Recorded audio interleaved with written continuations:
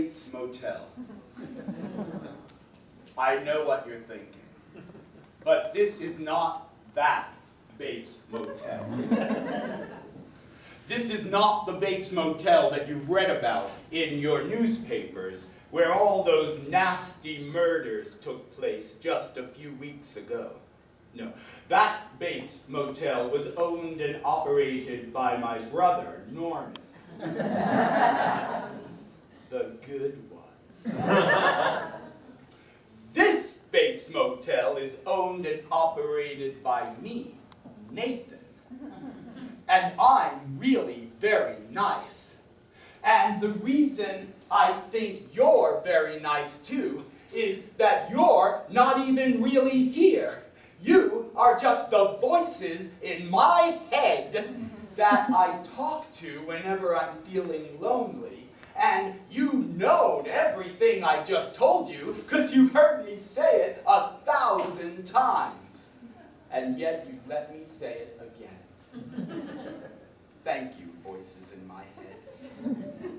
Well, voices in my head, I know you like to tell me what to do from time to time, and I do appreciate it, so let me afford you that opportunity now. I'll tell you what, on the count of 3, since it's almost Halloween, why don't you tell me what I should dress as for Halloween this year? 1, 2, 3! Wait. Thomas the Tank Engine. You're a special voice.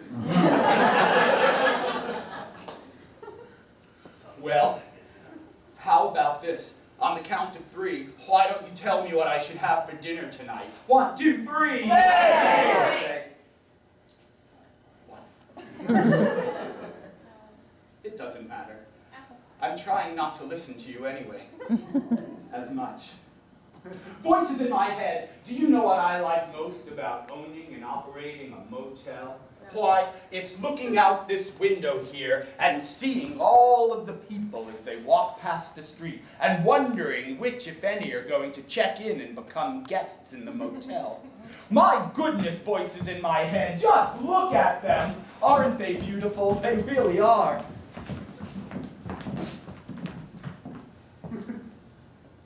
Voices in my head, I just bet that one of them is going to check into our motel tonight. Go ahead, take a look at all of them. You're very intuitive. Why don't you tell me which one do you think is going to check into the motel? You could just identify them by the color or what they're wearing or some snarky nickname or something.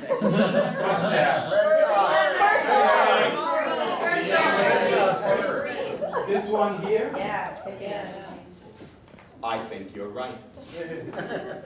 You call her Tiffy. But you know what? Voices in my head.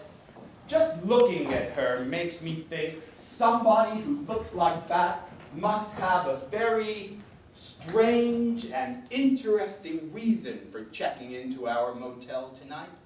What do you think it is, voices in my head? What strange and interesting reason does this person have for checking into our motel tonight? Murder. Prison escape. What was that? Prison escape. She escaped from prison. She escaped from her honeymoon. What's the difference? Well, I heard prison escape first, and this particular voice in my head keeps me up at night as I don't listen to it. Although I have to tell you, I'm not sure at all you're correct this time, voices in my head. I mean, you're usually very astute about these things, but a prison escape? I don't know. We'll just have to see. Well, please let me take those for you, Mrs. Barber. And welcome. Please come in. I hope you'll like this suite. It's the largest in the entire motel. Well, that's wonderful because I don't like small spaces. Mrs. Barber, I just have to ask if you don't mind. Why did you check into our motel tonight? Can I be truthful with you? Please do. I just escaped from prison. Oh, it's not as bad as it sounds, really. May I? Oh, yes. It's actually quite exciting to have someone who's running from the law.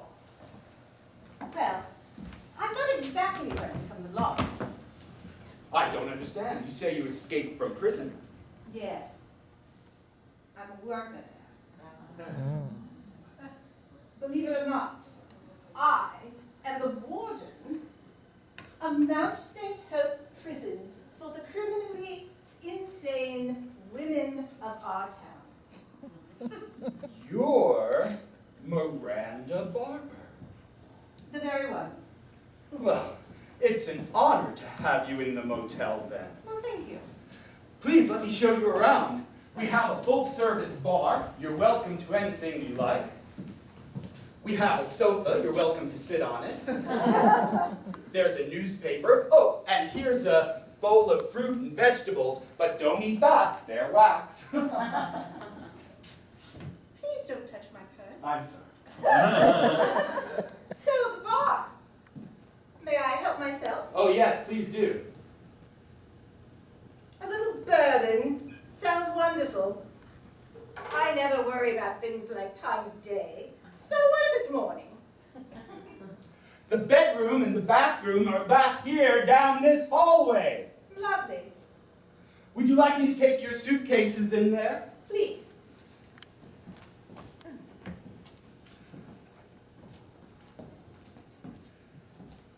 What exactly do you mean when you say you escaped from prison if you work there? I've had it. I've decided that I no longer want to be a warden. I'm tired of having to wear horrible outfits and deal with these ridiculously crazy women. How did you become a warden in the first place? That's a long story. Well, you see, I really wanted to go to college. Daddy would have none of that. College. Not for girls, he said. I wanted to go to college, or I wanted to be a journalist. Oh, but your father stood in the way of your dreams. You bet him. My goodness, she is such an interesting person. I hope I don't kill her.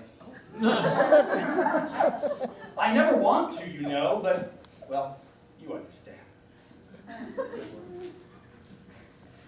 So as I was saying, I really wanted to be a journalist, but since I couldn't go to college, well, I literally looked in the newspaper, took my pencil, said, eeny, meeny, miny, moe, and you know what it landed on?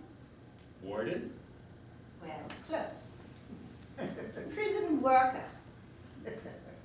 All I knew was that I needed to get out of my house and have a job. Also, what would make Daddy more angry?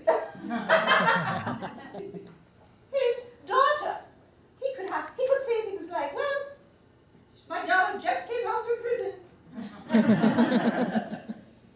Your father was a senator, wasn't he? Yes, yes. Oh, that must have been quite a black eye. You really seem to have devoted a lot of your life to working out your horrible little Electra complex. You read. Well, lots of people in my family have been in prison. Perhaps you know some of them. Tell me more about your family.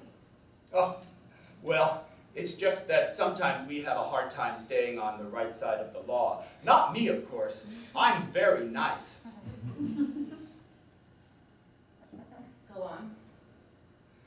Do you ever sit around and think about how much better our lives would be if there simply weren't parents in the equation? Ever? Not as much as I used to. My parents are dead. I know, I read about the passing of the senator in the newspaper. I believe it said something about mysterious circumstances. Very. My condolences. Thank you. It's very hard. Do you think it's possible that the reason you became a prison warden is because you enjoy controlling other people? Doesn't everybody? No. Oh, I don't think that's true. I think everybody wants to control somebody sometime, somewhere. And they just don't like to admit it.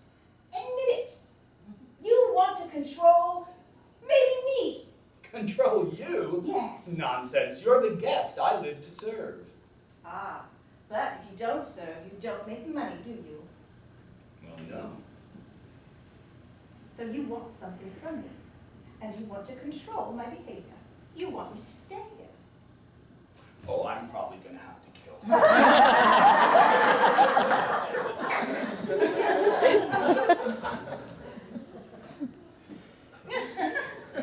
Well, is it Mrs. Barber or Miss Barber? Mrs. Mrs. Barber. But I'm a widow. Oh, your husband is dead too. My husband is dead, And your father. and my father, but I wasn't married to him. Well, never say never. Mrs. Barber, I suppose it's time I let you settle in for the evening. I understand that the reason you're here is because you simply want some peace and quiet.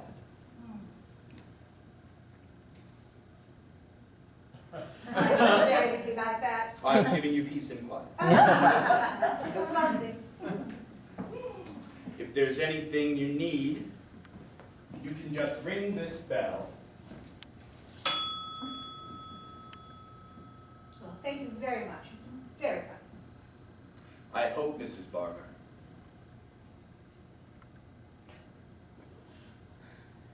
you find everything you're looking for. As do I. Miranda!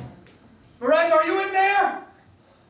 Todd, I'm coming in! what are you doing here? I got your letter. You're just leaving. I'm just leaving. But Miranda, how could you? What about us? I'm throwing my old life away, Todd.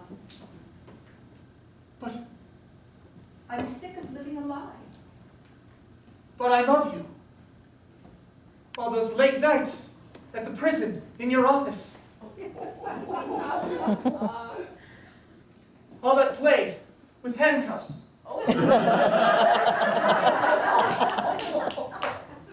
I thought after all this time I'd come to mean more than you other than just head security guard. I have grown very fond of you. And I you. When I first started at the asylum, my only intention was to keep an eye on Mother. And under your tutelage and wardenship, she's gotten so much healthier. Yes, she has. But then, well, I found you. And it has been lovely. But you must understand, Todd, I am not a normal woman. I know that. No, That's I'm why not I love talking you. about that. I'm a warden, or I was. The best warden. I don't think like a regular woman. I think much more like a man. I want my freedom. I want to go away. I want to travel. I want to be free. I don't want to be living with a bunch of crazy old ladies. Except for your mother. Very nice. I know she's got her problems. Yeah. And they're going to get worse without you. Why, you're the only one that knows how to keep her at an even keel. I need you. She needs you. The prison needs You're you. going to have to take over. What? I'm not qualified. Go with your mother, at least. I can't. I can't be alone with her. Not again. So this is why you really want me. Not because of your great love for me, but because you can't handle mommy. That's not true. I love you.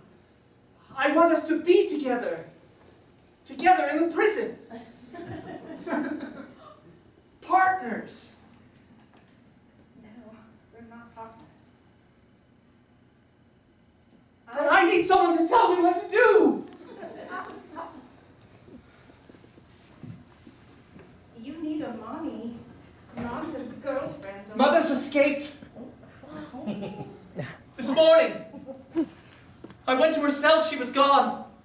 Bed sheets tied together. She'd melted through her bars with toothpaste. Well, good for her. Good for her, she's a danger to the public. Miranda, what are you talking about? She's well. She wanted her freedom and she was finally able to get it just like we worked on. Miranda, I don't know. The thought of her out there alone, frightened. The thought of me in that prison, alone, frightened. Todd, I think you need a change too. You're too tied to your mother's apron strings. You're a man in a suit with the personality of a 12-year-old boy. Come That with stings, me. Miranda. Oh, it stings, but it's true and you know it. So come with me. Let's have this adventure together. Really? Yes. You'd take me along? I won't take care of you, but you can come. But what about Mother? Could she come too? If we find her. If we find her, which I don't think we will, she can tag along. Really, Miranda, you mean it? As much as I mean anything. Mrs. Butler? Excuse me. Mrs. Barber? Yes, yes. Is I Grace? Oh, Grace, hello. Come on. Is that a bowl? No. You know I don't like bowls. Excuse me. Miss, you remember Grace? don't you? Yes. Hello, Grace. Hello. I just heard that you plan to quit your job as warden. Oh, I've done it. I walked out. I am no longer in prison. Oh, Mrs. Barber, you were the best warden ever. And it is because of your incredible duties and your wonderful stewardship that I was able to successfully be released. And now here I am, a successful woman in society, albeit I avoid bowls still to this day. Miranda, excuse me, but I'm going to attend to finding that lost thing we discussed. Don't leave without me. It's good to see you again. Mrs. Barber, Yes. I'm begging of you, please do not leave your job. My dear, you're cured. You're fine. Oh, a little bowl issue, but that can still be cured. Why do you need me? I just want to know that other women like me, the wrongfully accused, would have your help. It was with your invaluable testimony that I was able to be released. I meant every word of it. I think you're a fine young woman. I think you'll be a wonderful asset to society, and there'll be a new warden. May I? Yes. You're shaking, my dear. It's going to be all right. You go out there and be a model for other women who are different. Are you trying to hold my hand? I thought so.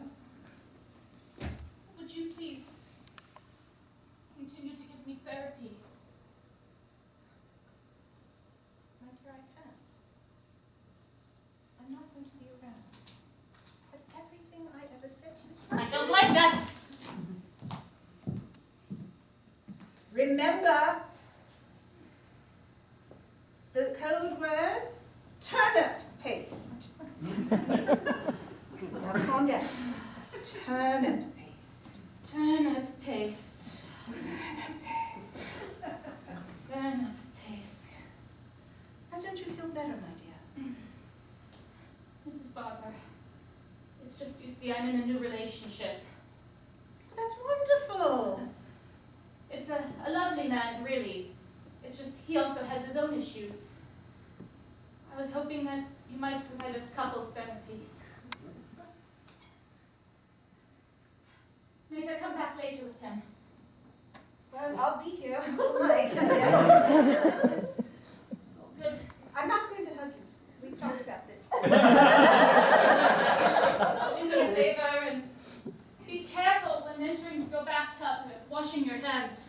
You never know about those bulls. You'll be all right.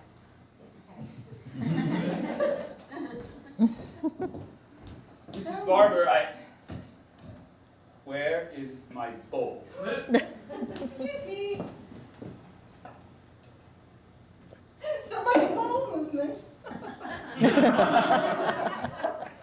Sorry. I'm so sorry.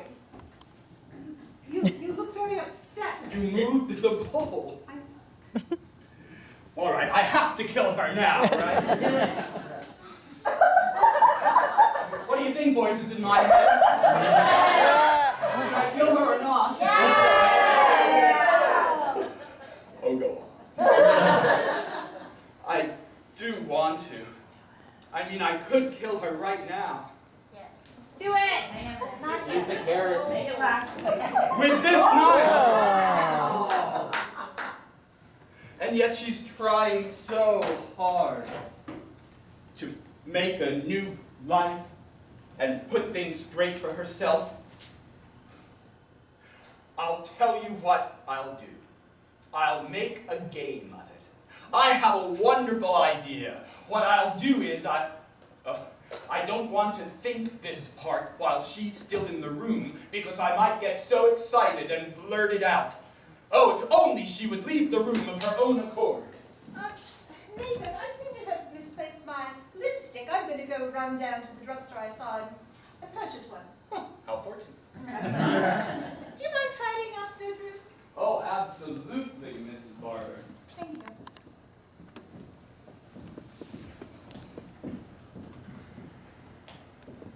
There she goes. Oh, yes. Down the street. Far, far away. And she's gone. She can't hear me any longer if I happen to blurt things out loud, which I do. Here's what we'll do. We'll come up with a word. And then when Mrs. Barber comes back, I'll continue my conversation with her. If she says the word, I'll kill her. If she doesn't say the word, she'll live. Brussels sprouts. Jupiter.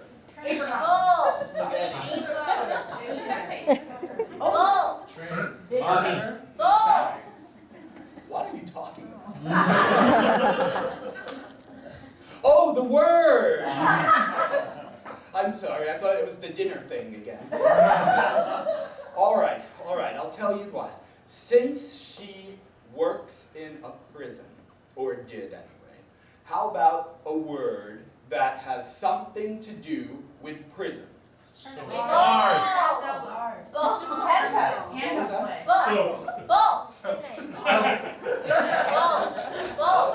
was that? What does that have to do with a prison? All right, bowl! Leave me alone!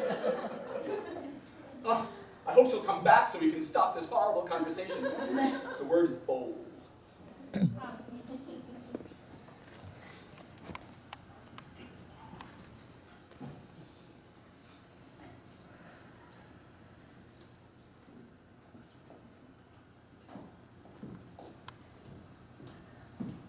Oh, you're still here. Yes, I am.